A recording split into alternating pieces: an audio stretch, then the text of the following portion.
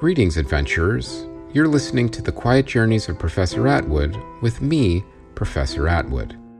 I'm glad you're here, and I can't wait to tell you about my latest journey. Don't worry, it's a safe space. I'll handle all the danger for you. I designed these stories to help you relax, chill anxiety, and go to sleep. Maybe they'll even put a smile on your face, even if it's a sleepy smile. So please, settle in, relax, and prepare to quietly drift off with me to parts known, unknown, and even some places in between. Comfortable? Very well. Let's get underway.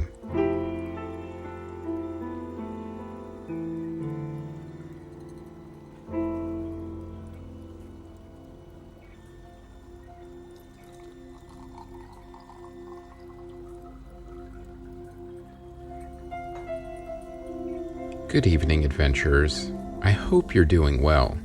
I also hope you're warm and settled in for what is going to be a somewhat surprising story.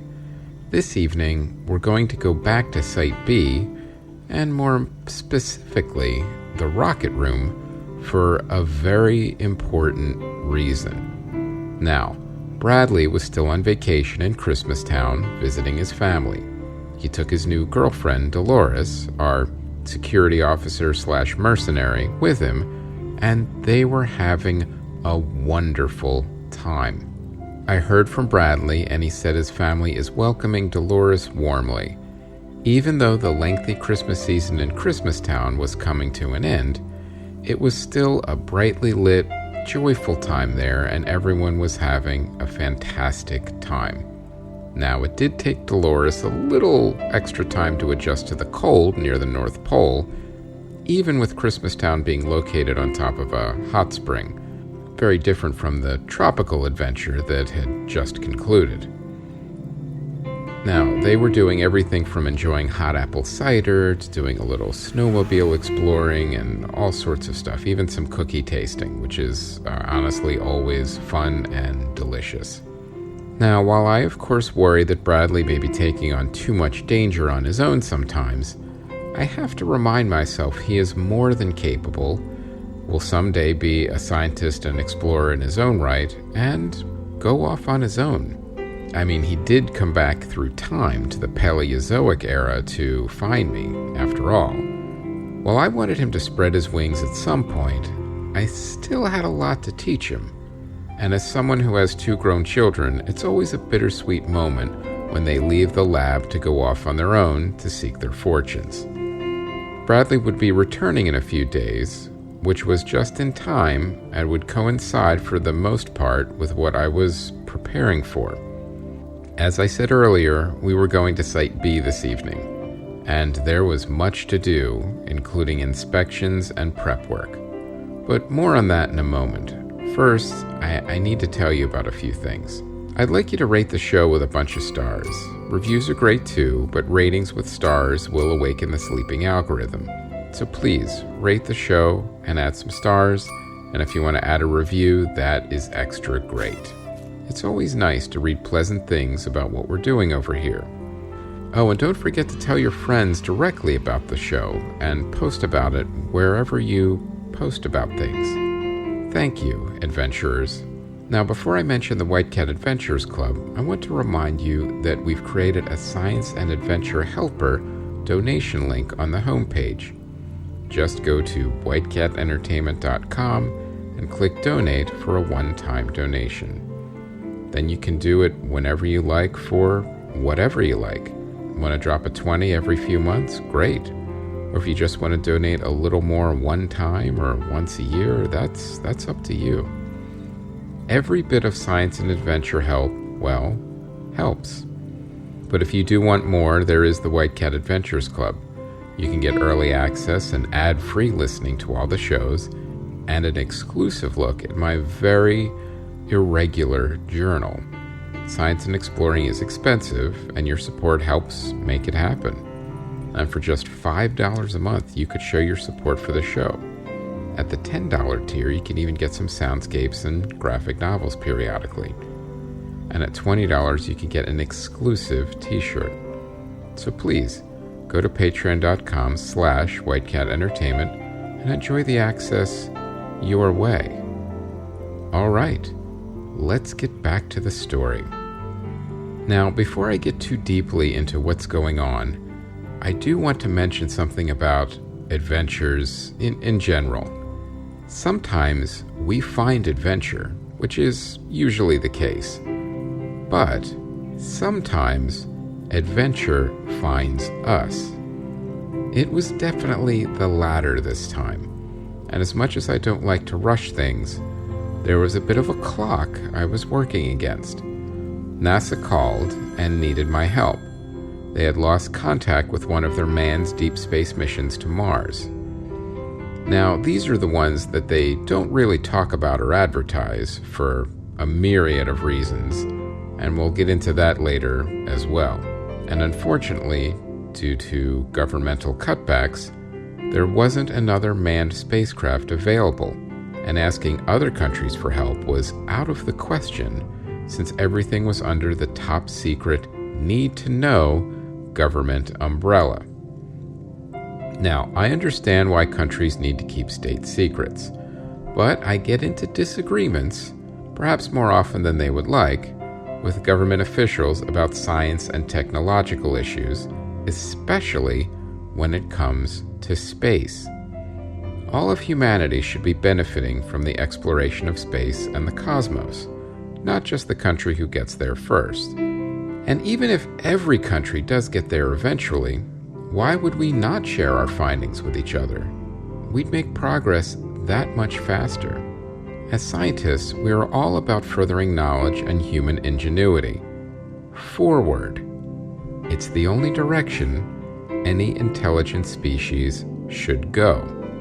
Politicians see it differently, apparently, and that's why we are often at odds. Although there was that one time Professor Salkind, frustrated with this disconnect between politicians and science, became a politician just to get a different perspective on everything. She wanted to see how the whole system worked and what made it tick. However, once elected as a politician, what she learned and saw made her very uncomfortable, so she quickly went back to the safety of studying great white sharks. Anyway, as I approached my Site B rocket room, room is not really appropriate, it's more of a hangar, obviously, and I took one of my climate-controlled golf carts to get there. It was a bit of a drive, and I recently lined the corridor with retro science fiction art, which always put a smile on my face. I had everything from sleek saucer-like spaceships to friendly aliens to robots with colorful claws for hands. It was always a fun drive to the rocket room. Once there, I took a moment to look at my spacecraft, the Journeyman. It was a sight to behold. I had spent years on it, obviously, and she performed beautifully on the adventures we had already experienced together.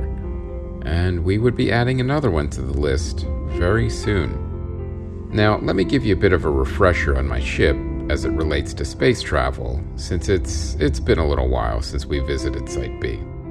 Now, when I travel in space, I try not to go too far so that Einstein's theory of relativity doesn't kick in. I don't want to come back to a planet when I haven't aged and 50 years have passed.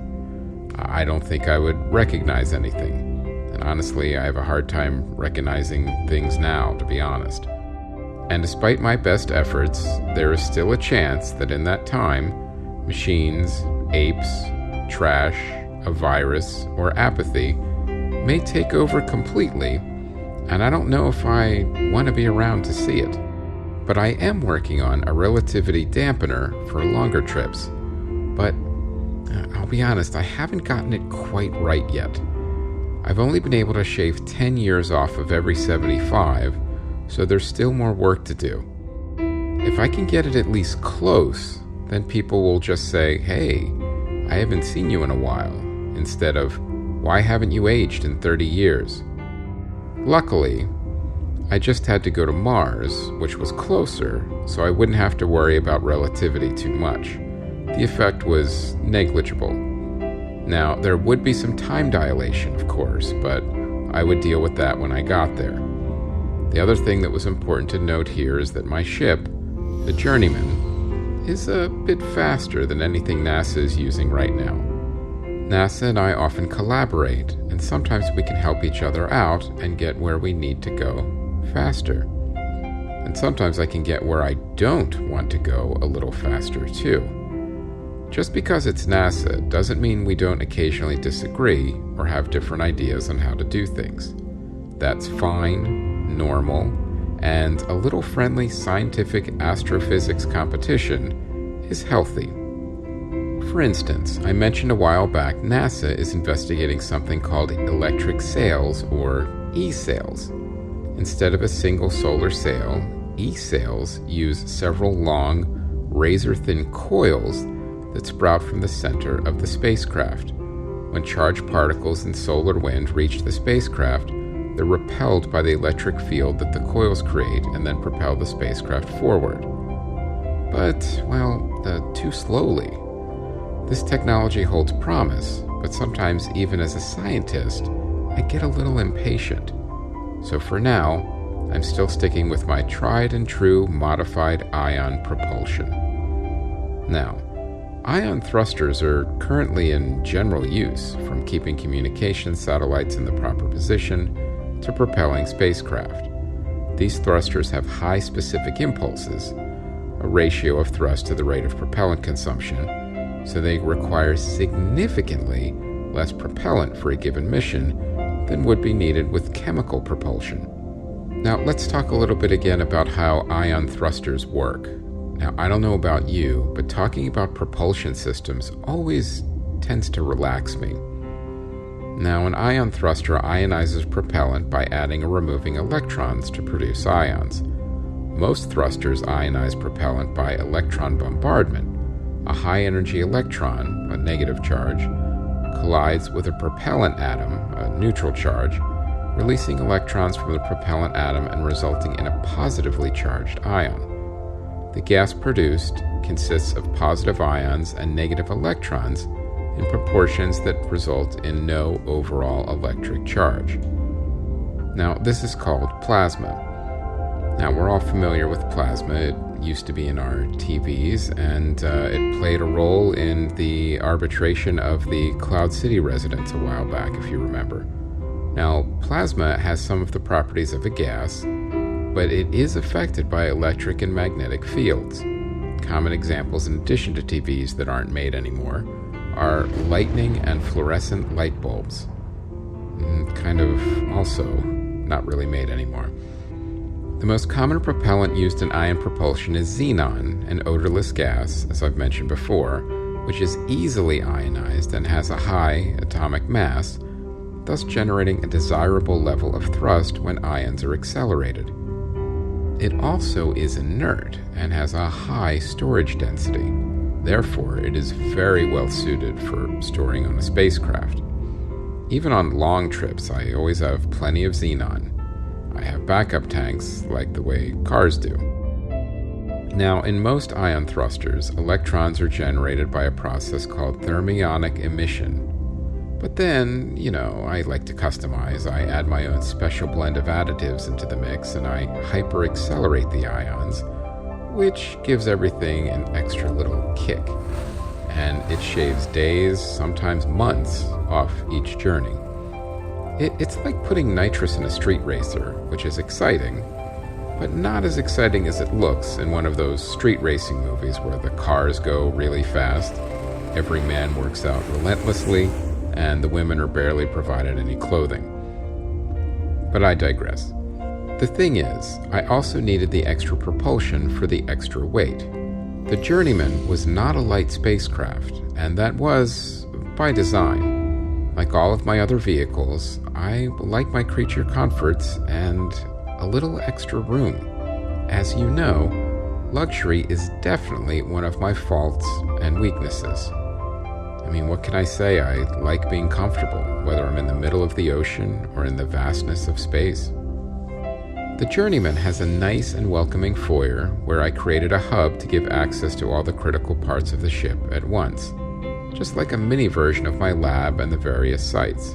The bridge, engineering, living quarters, gym, game room, even bigger than the one in the submarine, if I do say so myself, galley, mess hall, and of course, bathrooms. Now, I have a rotating outer shell to create artificial gravity, but I was never happy with how it looked, so I painted it and added viewing slits so when it turns, it looks like an outer space zoetrope with a space cat chasing a space mouse. Of course, you can only really enjoy it from a distance and from another spacecraft viewing the journeyman, but sometimes we do elaborate things for a small audience. But the main point of the artificial gravity was, of course, to have a little more comfort on the journey. We could have full meals in the galley. We could sleep and not have to be tethered to a cot. And we could exercise without having to worry about complicated equations involving variable gravimetric forces and muscle atrophy. We could just use the treadmill and rowing machine in peace. Now, as space travel is a little more complicated than normal travel, I never go into space without a crew, so there had to be extra room to accommodate everyone. I used to have a go-to space crew, but some of them have retired, some have pursued other safer interests like hang gliding and casino management, and of course, not everyone is always available on the dates I choose, so often I have to have interviews every time I schedule an adventure in space, and this time would be no exception. Science and exploring waits for no man and doesn't always fit neatly into a schedule, so you have to be flexible and do thorough vetting of all your candidates. Sometimes people prevaricate on a resume, especially about their expertise on radioisotope power systems. That can come back to bite you, let me tell you. So I would need to conduct interviews again, and like I mentioned before, time was of the essence. I did a quick inspection of the living quarters. Unlike a normal spacecraft, my living quarters are relatively roomy. Memory foam mattresses, flat screens, work areas, and small meditation pods.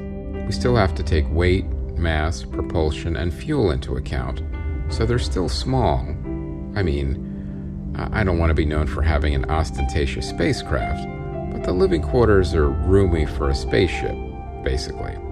Now, this would all go a bit faster if Bradley was here, but after that last adventure, he needed some R&R and time to see his family.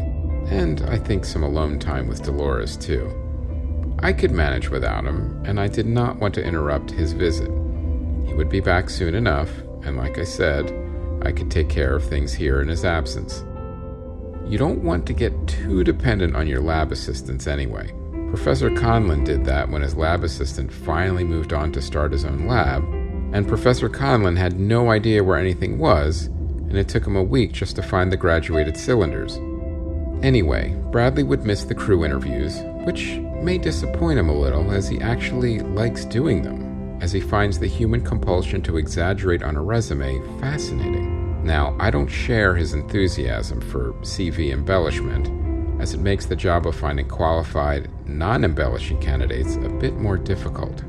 I usually hold interviews in my library, or Site D, because it's a comfortable space and it usually puts people at ease. Okay, and if I'm being honest, I do like to show off my library sometimes. People like being surrounded by books while drinking tea. I know I do.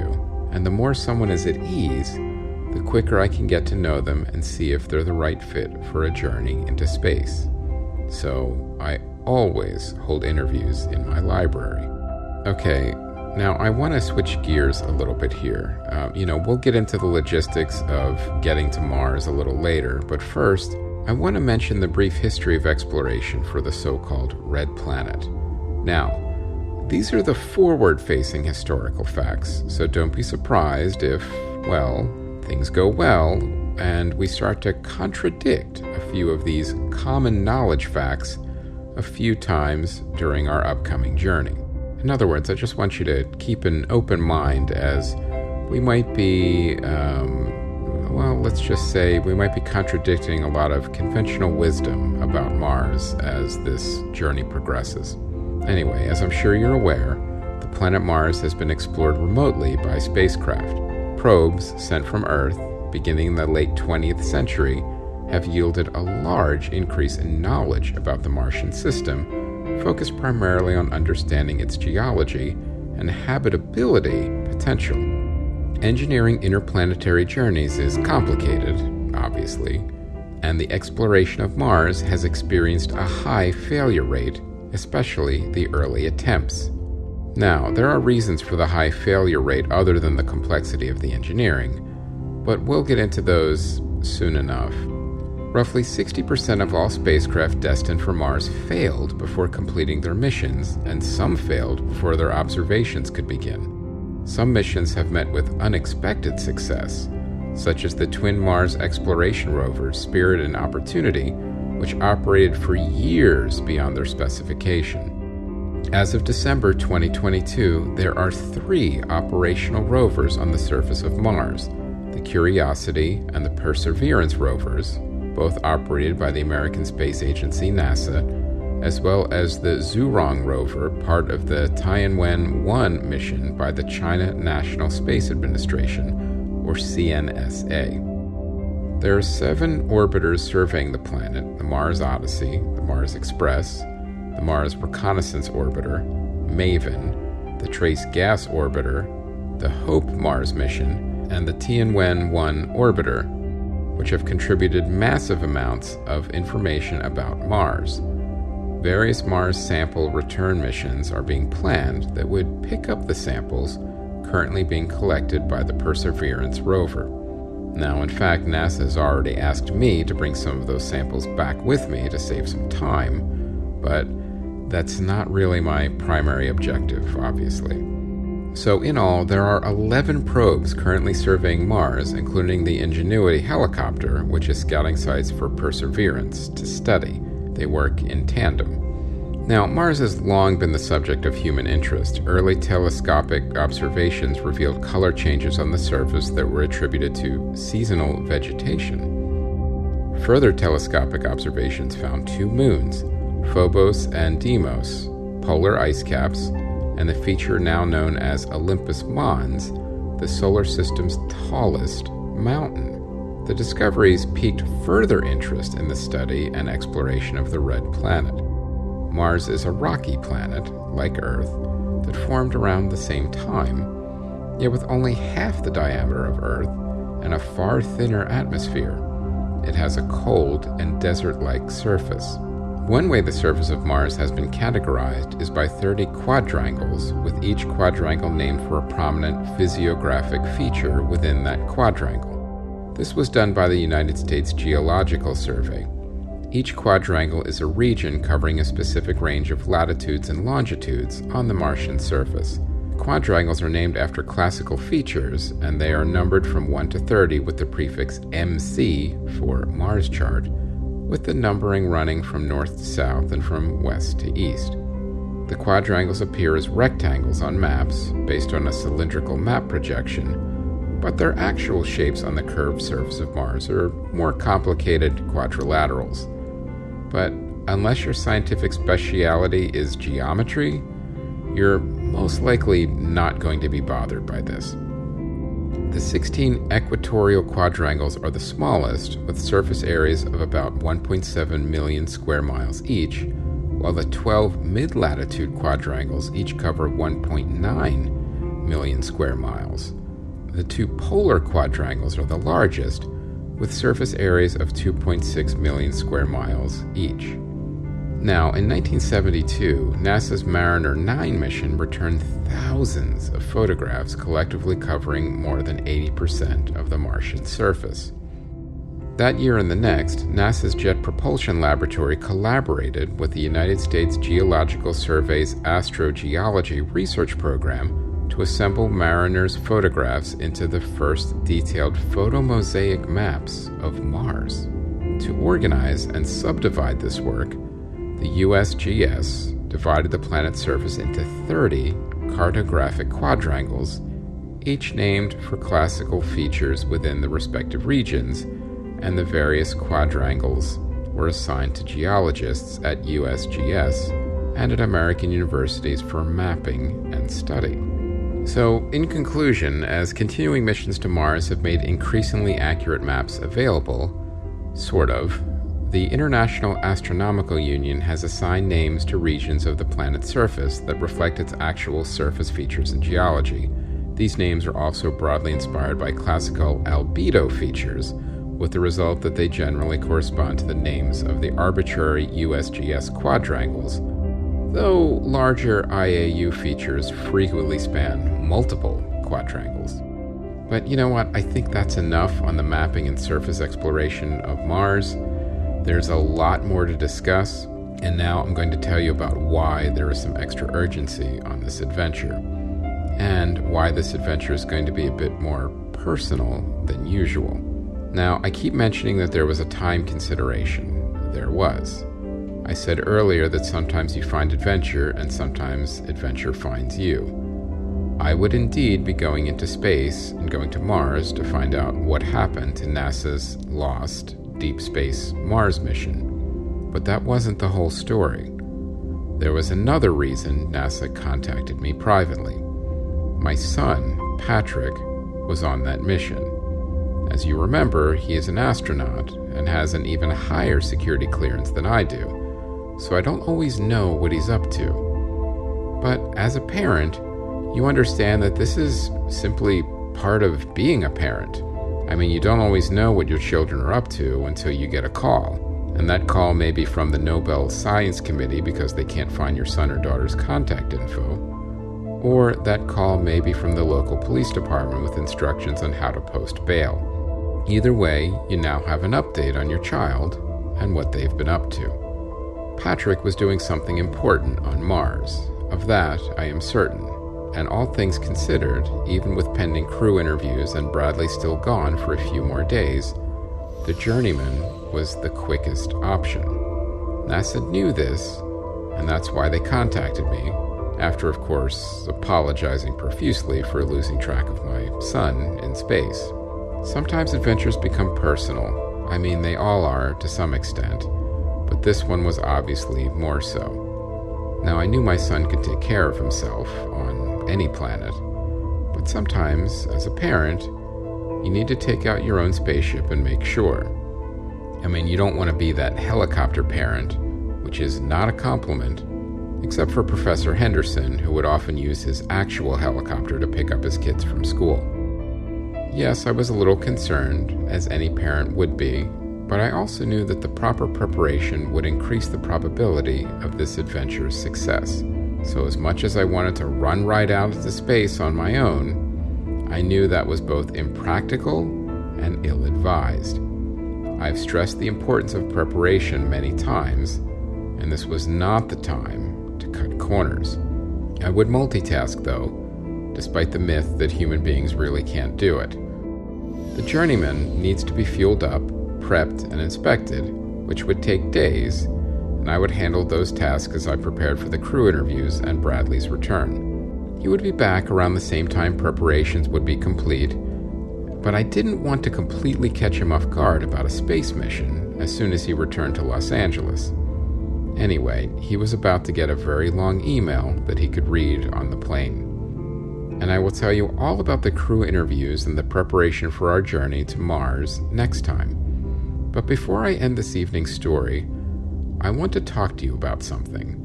Parenting, like so many other things, is an adventure.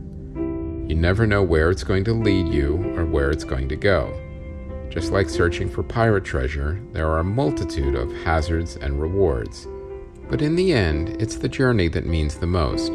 So when it comes to your kids, it's more than just loving them unconditionally. That's where you start. But after that, teach them well, trust them, and respect their independence. But always be ready to board a rocket when needed. Good night, adventurers.